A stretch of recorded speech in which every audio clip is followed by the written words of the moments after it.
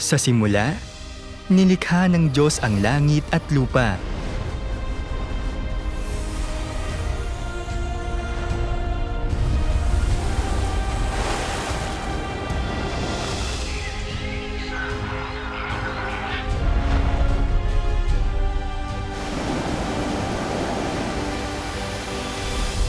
Nilikha niya sina Adan at Eva gamit ang sarili niyang mga kamay. Noong panahong iyon, ang sangkatauhan ay dalisay at walang kasalanan.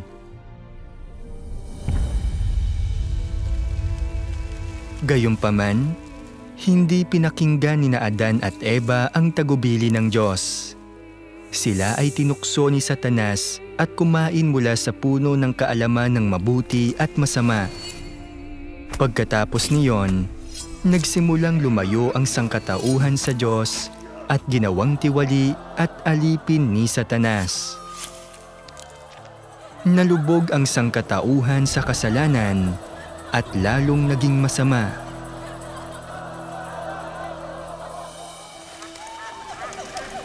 Ngunit sa kabila nito, hindi inabandona ng Diyos ang sangkatauhan. Matyaga niyang tiniis at pinagpasensyahan ang paghihimagsik at kamangmangan ng sangkatauhan habang patuloy na gumagawa ayon sa kanyang plano at sa mga pangangailangan ng sangkatauhan upang isakatuparan ang gawain ng pagliligtas sa tao.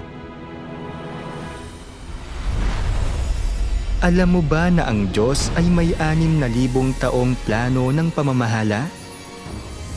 Nais mo bang maunawaan kung paano hakbang-hakbang na nilalabanan ng Diyos si Satanas para iligtas ang sangkatauhan? Gusto mo bang magbalik tanaw at makita ang halagang ibinayad ng Diyos para sa sangkatauhan mula sa paglikha hanggang ngayon?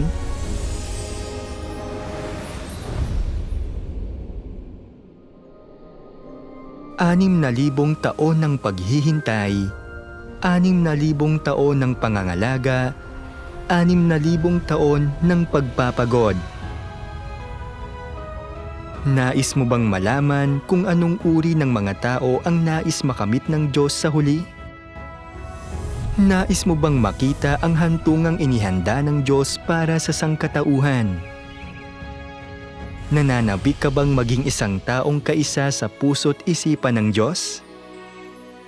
Malugod ka naming inaanyayahan na sumali sa aming online na sermon.